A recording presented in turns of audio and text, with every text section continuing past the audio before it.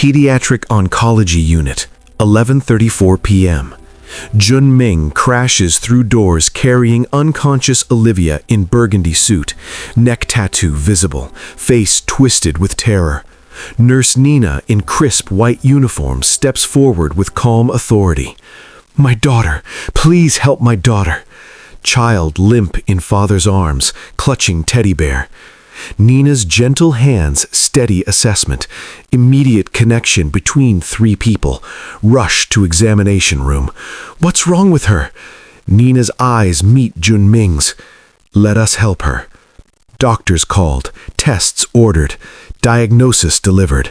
Acute lymphoblastic leukemia. Junming's world shatters. No, not this. Not like her mother. Nina's hand on his shoulder. First moment of human connection. "We'll fight this together." Olivia wakes, reaches for Nina. "Are you my angel?" Nina's heart captured. Junming recognizes someone who sees his daughter as precious, not just another case. Welcome back, my beautiful family and friends. I have missed you all. Missed all the experiences we've had together. It's been a rough ride, but trust me, we're getting everything back and running. So stick around. I need your support on YouTube now more than ever. Thank you specially for sticking around to this very moment. If you're hooked in and you're ready to enjoy this story, click subscribe and let me know in the comments where you're watching from, because tomorrow I will be giving you another story just as interesting as this one, and you don't want to miss it. Now, back to the story.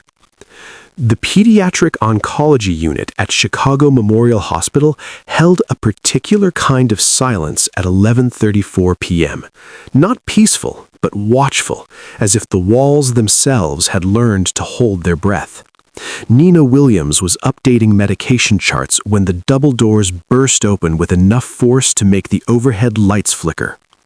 The man who strode through carried a small blonde girl against his chest like she was made of glass.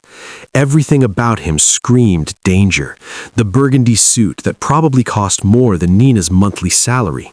The Korean script tattoo crawling up his neck in elegant lines. The two men in dark suits who flanked him like shadows. But it was his face that stopped her cold. Beneath the sharp features and controlled fury was pure, undiluted terror. "My daughter," he said, and his accented English cracked on the words. "Please, help my daughter." Nina moved before conscious thought, her white uniform a flash of purpose as she reached them. The girl's skin was too pale, her breathing too shallow. A teddy bear dangled from one small hand. "Bring her here," Nina said, her voice steady as she led them to an examination room. She caught the girl's face in gentle hands, felt the fever, noted the bruising along her arms. "Sweetheart, can you hear me? My name is Nina. I'm going to take care of you." The child's eyes fluttered open, blue and frightened. "Are you my angel?" Nina's heart cracked clean through. "I'm your nurse, baby. What's your name?" "Olivia." "That's a beautiful name." Nina's hands moved with practiced efficiency, vitals, assessment, rapid fire to the father who hovered like a caged predator. Outside, the two bodyguards took position by the door, and Nina registered it with the part of her brain that had worked Chicago ERs long enough to recognize danger in expensive packaging. But when she looked at how this dangerous man held his daughter, whispering to her in Korean, pressing kisses to her burning forehead, she saw only a terrified father. The tests took hours, blood work, bone marrow biopsy that made Olivia scream and Nina hold her tight while the father's composure splintered into pieces. Nina stayed through every procedure, her hand in Olivia's, her voice soft with promises she hoped desperately she could keep. At 3:17 a.m., she found them in the family waiting room. The man sat with his head in his hands, the expensive suit rumpled now, the dangerous aura collapsed into something raw and human.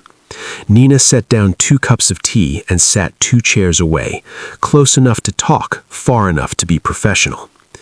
"She looks like her mother," he said without looking up. "She's beautiful. My wife died 3 years ago, cancer."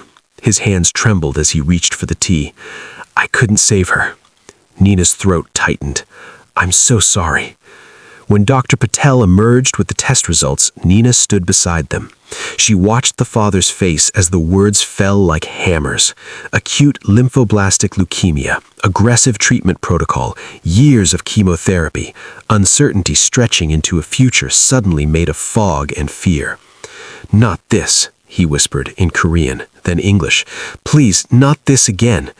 Nina's hand found his before she could stop herself. His eyes snapped to hers, dark and drowning and desperate. "I'll be here every step. You won't face this alone." She meant it as comfort. She didn't yet know it was a promise that would cost her everything and give her more than she ever imagined. In that moment, 3 lives intersected at the sharp edge of crisis, and none of them would ever be the same. The first week of chemotherapy felt like drowning in slow motion. Nina had seen it 100 times, but watching it happen to Olivia, bright, brave Olivia who clutched her teddy bear and asked questions in that small, serious voice, felt different in ways Nina couldn't quite name. Jun-Ming never left. He transformed the hospital room into a command center, managing what Nina now understood was a considerable criminal empire via hushed phone calls in rapid Korean. But the moment Olivia stirred, the dangerous businessman vanished, replaced by a father who read picture books in 2 languages and made shadow puppets on the wall with the bedside lamp. "Will I die like Mommy?" Olivia asked on day 3, her voice small in the antiseptic quiet. Nina watched Jun-Ming's face shatter. His mouth opened, closed. No sound came out. The man who commanded rooms with a glance couldn't promise his daughter she'd survive. Nina sat on the edge of the bed, taking Olivia's small hand. "We're going to fight very hard, sweetheart. Your daddy loves you so much, and I'm going to take care of you. That's a promise." Olivia's fingers tightened around hers. "Promise?" "Promise." After that, Olivia asked for Nurse Nina whenever fear clawed too close. Nina found herself staying past her shifts, holding the girl through night terrors, singing soft songs her own mother had sung. Professional boundaries blurred like watercolors in rain, but she couldn't bring herself to care. It was during one of those late nights, Olivia finally sleeping after hours of nausea, that Jun-Ming spoke into the darkness. "My wife was sick for 2 years. His voice was low, raw. "I tried everything. Best doctors, experimental treatments, flew her to Germany, Switzerland, Japan. Nothing worked. I couldn't save her." He looked at his sleeping daughter. "I failed her. And now—" "You didn't fail her," Nina said quietly. "Cancer fails us, not the other way around. You don't understand. My baby brother was 7 when he was diagnosed with leukemia." Nina's throat tightened around the old grief. "I was 12. I promised him I'd keep him safe. Promised our mama I'd watch over him." She met Jun-Ming's eyes. "He died 6 months later. That's why I do this work, because I understand exactly what it feels like to love someone and not be able to save them." Something shifted in the space between them. Recognition, understanding, the particular loneliness of grief finding its mirror. When Olivia's hair began falling out in silky blonde strands, Nina was there with colorful bandanas and a gentle touch. When the nausea hit so hard the child couldn't stop crying, Nina knew exactly which antiemetic to request, how to position her, what words to whisper. Jun-Ming watched it all with something increasingly complex in his dark eyes. Gratitude, yes, but also something warmer, more dangerous. "Have dinner with me," he said one evening while Olivia napped, "to say thank you." Nina hesitated. Every professional instinct screamed boundary violation. "I don't think—" "Coffee, then, in the cafeteria. That's barely inappropriate." His mouth quirked, and for the first time she saw him almost smile. "Please, I need to talk to someone who understands, someone who sees her as more than a case file." Nina looked at this dangerous, devoted, devastatingly handsome man and felt herself stepping toward an edge she couldn't quite see. "Coffee," she agreed. "Tomorrow at 3. She didn't know yet that some edges, once stepped over, change everything. 3 weeks into treatment, coffee in the hospital cafeteria became their ritual.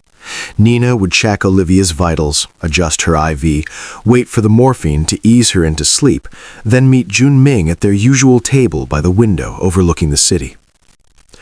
"My father died when I was 22, he told her one afternoon, hands wrapped around a cup he wasn't drinking. "Left me an organization built on blood and expectations. I had enemies circling before his body was cold.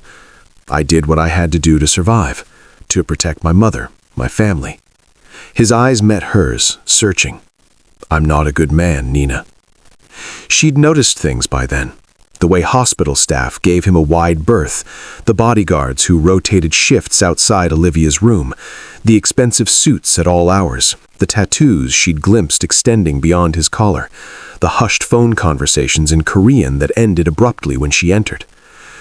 "People are complicated," she said simply. "You love your daughter.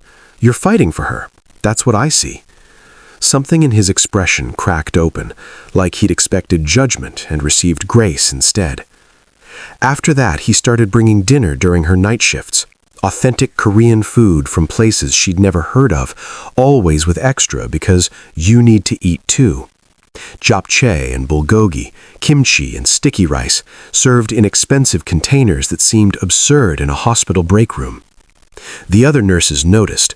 "Girl, that man looks at you like you hung the moon," her colleague Charisse whispered, watching Junming wait by the nurses' station. "And he is fine. Dangerous, but fine." Nina's resistance was weakening. He was attentive without being overbearing, intelligent in ways that surprised her, devastatingly attractive when he smiled, which he'd started doing more around her. And God, the way he loved Olivia, that devotion, that gentleness from such a hard man undid something in her chest. "Daddy smiles when Nurse Nina is here," Olivia announced one evening, grinning despite her pallor. Junming's eyes found Nina's across the room, and the heat in them made her breath catch. The almost kiss happened during a particularly brutal night. Olivia's fever spiked to 104, and Nina worked with controlled urgency to bring it down. When the crisis passed and the child finally slept, Nina sank into the chair beside Junming, exhausted. His hand covered hers on the armrest, warm and solid, and she didn't pull away. They sat like that, hands intertwined, until Dr. Patel entered with chart updates. Nina jerked back, professional mask slamming into place, but the charge between them remained. The danger became harder to ignore. More men in dark suits appeared. Nina noticed new security protocols, the way Junming's jaw tightened when his phone rang. "Business rivals," he said when she asked. "Nothing to worry about." She didn't believe him, but she also didn't walk away. When Olivia's hair fell out completely, Nina brought a collection of colorful bandanas, princess themes, superhero prints, sparkles, and stars. "You're going to be the most stylish girl in this whole hospital," she declared, and Olivia's giggle made both adults smile through their heartbreak. One evening, when Olivia felt well enough to watch a movie, Nina stayed after her shift ended. They crowded onto the hospital bed together, Olivia between them, Nina's hand near Junming's on the blanket. The domesticity of it felt both foreign and achingly right. "I haven't felt this at peace since my wife died," Junming whispered when Olivia dozed off mid-movie. Nina's eyes stung. "Neither have I." He leaned in slowly, giving her time to retreat. She didn't. His lips were almost touching hers when Olivia stirred. "Nurse Nina? Don't go yet." They pulled apart, breathless and aching. But Nina stayed until dawn, and when she finally left, she knew she was already too far gone to save herself. 2 months in, Olivia's blood counts were rising. Dr. Patel used words like responding well and promising trajectory, and for the first time since that terrible night, hope felt like something more than a cruel joke. "Have dinner with me," Junming said. "Not coffee in the cafeteria, not takeout in a hospital room. A real date, outside these walls." Nina's professional self screamed warnings. Her heart said yes anyway. The restaurant was the kind of place she'd only seen in magazines. Understated elegance, private booths, waitstaff who moved like dancers. Junming looked devastating in a black suit, the tattoo at his neck a striking contrast against crisp white collar. He ordered in flawless Korean, then switched to ask her preferences in English warm with attention. "You speak how many languages?" she asked. 4 fluently, 3 badly. His smile was easier now, more frequent. My father believed education was armor. They talked for hours. Art, travel, books, philosophy. He'd lived in 6 countries, studied classical literature, collected first editions. This dangerous man quoted poetry and debated social justice with the kind of passion that made her lean closer. Finally, Nina set down her wine. "You're not just a businessman. I know that." His expression shuddered. "No." "So tell me the truth." Jun Ming's jaw tightened. "I run an organization that operates outside the law. Territory control, protection services, imports that don't always have proper documentation. Things that would shock you. Things I'm not proud of." "Are you trying to scare me away?" "I'm trying to give you a chance to run before you're in too deep." His hand found hers across the table. "Before people use you to hurt me. Before my world destroys you." Nina turned her hand to lace their fingers together. "I'm already in deep. The question is whether you're brave enough to let me stay." "Nina, I'm not naive. I work Chicago emergency rooms. I know what violence looks like. I know what you are." I met his eyes steadily, "and I'm choosing to stay anyway." "Why?" The word came out raw. "Because you held your daughter through every treatment. Because you bring me dinner and remember I hate cilantro. Because you look at me like I'm something precious." Her voice softened. "Because I'm falling for you. And I think you're falling for me too." "I am," he admitted. "God help me, I am." The kiss happened in his car, desperate and claiming and perfect. They barely made it to his penthouse, a sprawling space of glass and steel high above the city. He was gentle and fierce and reverent, and Nina gave herself to him completely. In the morning light, wrapped in expensive sheets, reality settled in. His second-in-command arrived, a hard-eyed man named Tae Min, who assessed Nina with the thoroughness of a threat evaluation before nodding once to Jun Ming. She met other associates, saw the deference, understood the scope. This wasn't small time, this was empire. "I love you for who you are, not despite it," she told him over breakfast. Jun Ming looked at her like she'd performed a miracle. "No one has ever." "I know, but I do." They negotiated terms, honesty, inclusion in safety decisions. Her career stays hers. He agreed, though she saw how control warred with surrender in his eyes. The weeks that followed were a careful dance, stolen nights between hospital shifts, Olivia's delighted, "Is Nurse Nina my new mommy?" that made both adults freeze with terrified hope. Then, 3 months in, Dr. Patel announced remission. They celebrated in Olivia's hospital room with cupcakes and balloons, the little girl wearing a sparkly tiara Nina had bought. Jun Ming pulled Nina close, pressed his lips to her temple and whispered, "Thank you for saving us both." Nina let herself believe the worst was over. It was a beautiful, doomed delusion that would shatter within months. 6 months into their new reality, life found an unexpected rhythm. Nina moved into Jun Ming's penthouse, her scrubs hanging beside his tailored suits, her medical textbooks scattered among his first editions. Olivia thrived in maintenance treatment, hair growing back in soft blonde curls, energy returning, laughter filling spaces that had held only fear. Nina learned the protocols, which associates to trust, where the panic buttons were hidden, how to read Jun Ming's silences when business turned dark. She balanced 12-hour shifts with this strange, dangerous domesticity, and somehow it worked. Until Tae Min arrived with surveillance photos. Nina at the hospital, Nina at the grocery store, Nina with Olivia at the park, both of them laughing. Dozens of images, clinical and threatening. "Pak's organization," Jun Ming said, his voice deadly calm in the way that meant violence was coming. "They know what you mean to me." Within an hour, Nina was in a safe house across the city, bodyguards outside, Jun Ming pacing like a caged animal. "I won't leave you or Olivia," she said before he could speak. They'll use you against me, hurt you to break me. His hands fisted. I can't. If something happened to you, then we deal with it together, like everything else. Nina caught his face between her palms. I'm not running. The security escalated. Armed escorts, bulletproof cars, weeks of looking over shoulders, sleeping light, waiting for the attack that felt inevitable. Then Olivia's routine checkup delivered news that made surveillance photos seem trivial.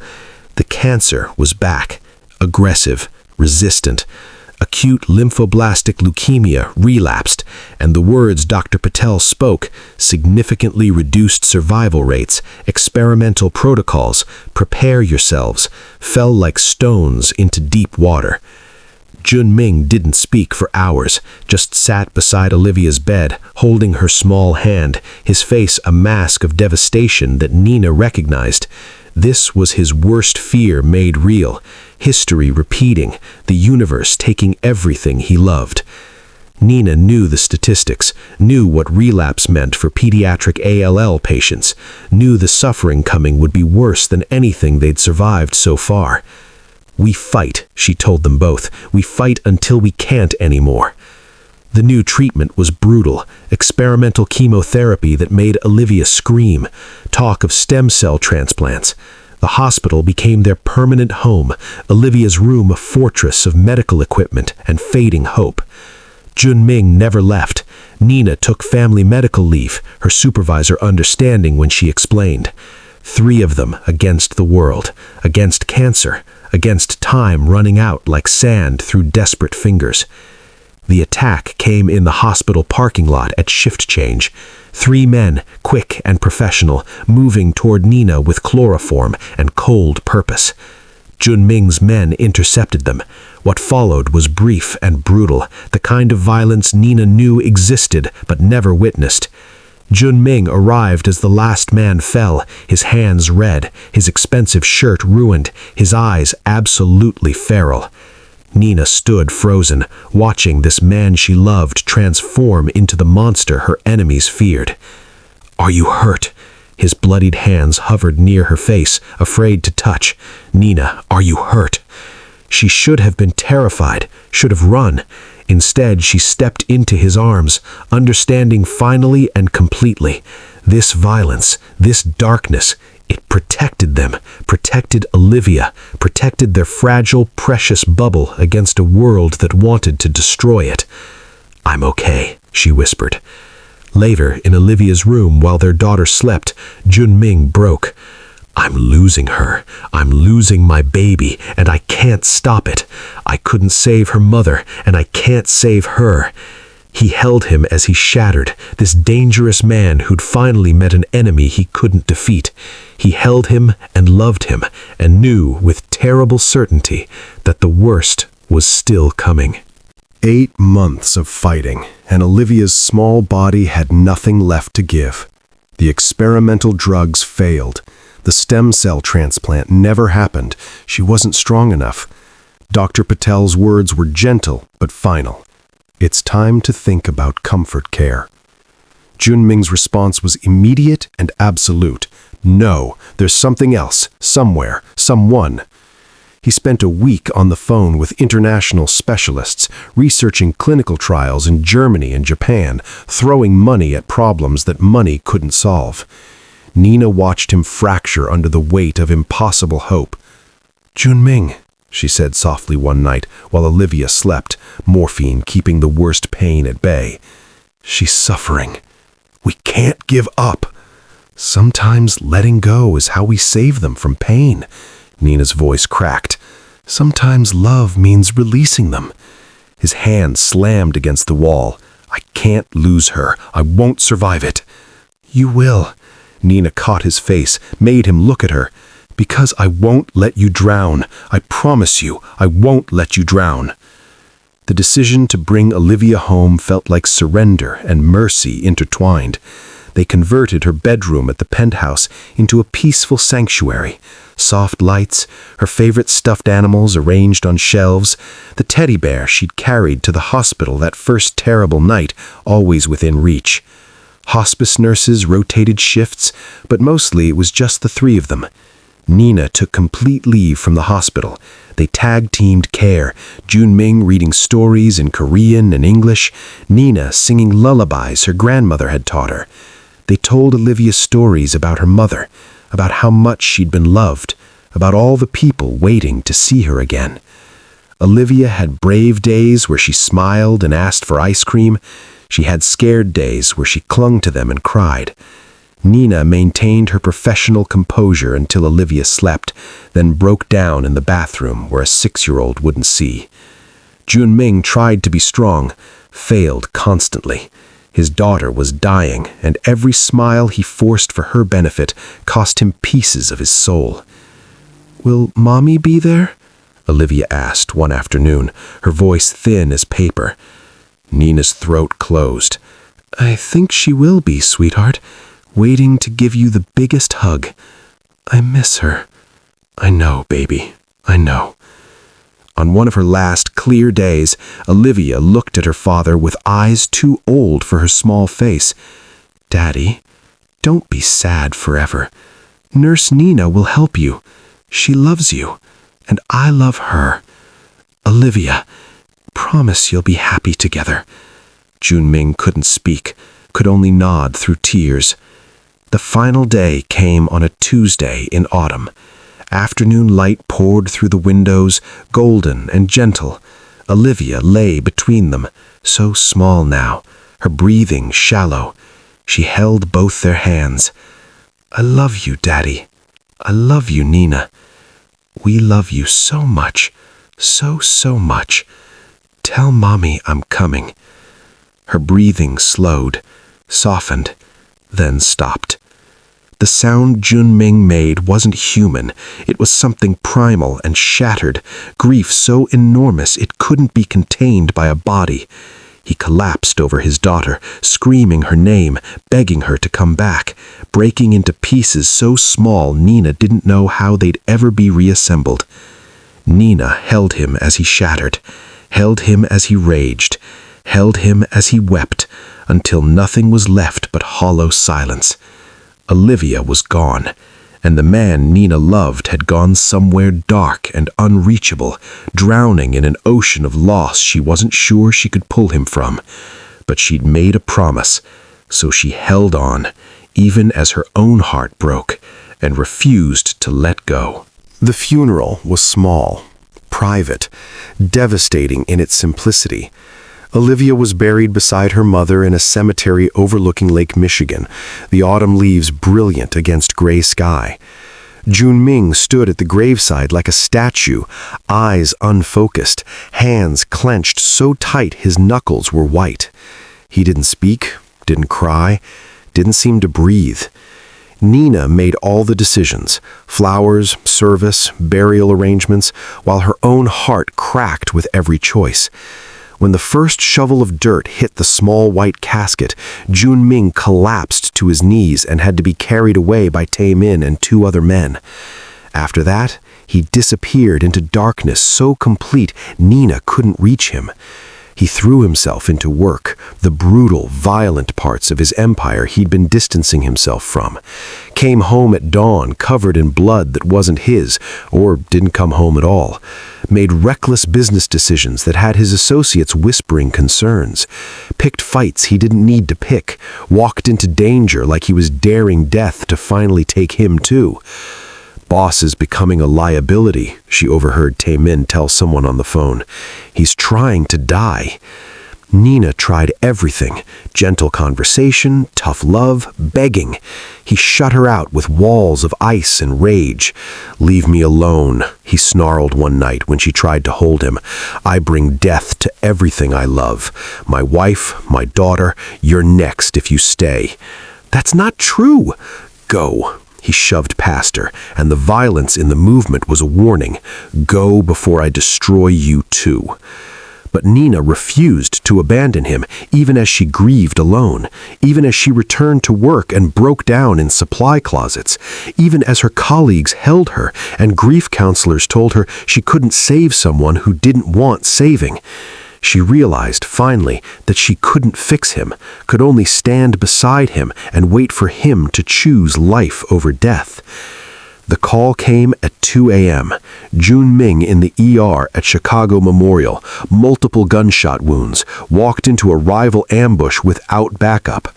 Nina arrived still in pajamas, fury and terror warring in her chest. She found him in a trauma bay, doctors working, Tae-min pacing outside, looking wrecked. He just walked in, Tae-min said. No vest, no backup, like he wanted them to kill him. Nina waited until the doctors cleared out, then walked to his bedside. Jun Ming's eyes were open, hollow, the morphine not quite masking the pain. "You don't get to do this," her voice shook with rage. "You don't get to give up. You don't get to die and leave me here alone." "Nina, I lost her too," the words exploded out of her. "I loved her too. That little girl was mine in every way that mattered, and she died and it destroyed me." Tears streamed down her face. "And I'm here, still fighting, still living, still loving you, while you try to throw yourself into the grave with her." Silence stretched between them, broken only by the beeping monitors. Then Jun Ming's fingers tightened around hers, and a sound came out of him, raw and broken and finally human. "I'm sorry. God, Nina, I'm sorry." She climbed onto the hospital bed, careful of his wounds, and held him as he wept, held him as he grieved, held him as they both finally, together, began the impossible work of learning to live in a world without Olivia. It was a beginning, fragile and painful and uncertain, but it was a beginning. 6 months after Olivia's death, Nina and Jun Ming sat in their grief counselor's office every Thursday at 4 p.m. It was awkward and painful and necessary, learning to talk about the hole in their lives, learning that grief didn't have a timeline, learning that loving each other didn't erase the loss but made it bearable. Jun Ming was different, softer somehow, despite the violence still necessary in his world. He showed mercy where before he would have shown none, made decisions with Olivia's memory as a compass. What would she want? Became the question that guided him. "We should do something," Nina said one evening as they sat in Olivia's room, which they'd kept exactly as she'd left it. "Something that means her life mattered beyond us." The Olivia Ming Memorial Fund for Pediatric Cancer Research launched 3 months later. They poured their grief into purpose: fundraising galas, research grants, family support services. Nina returned to nursing part-time, splitting hours between the hospital and foundation work. Jun Ming delegated more of his organization's operations, focusing on legitimate business ventures and the foundation. He still had enemies. Rivals still made moves, but he handled threats strategically now, with cold calculation rather than suicidal recklessness. He had something to live for again. The proposal happened at Olivia's grave on a Sunday morning, spring flowers blooming around the white marble marker. "She wanted us to be happy together," Jun Ming said, kneeling beside Nina as she arranged fresh lilies. "She made me promise, so I'm asking." His voice caught. "Will you marry me? Will you build a life with me, even though it's not the life we imagined?"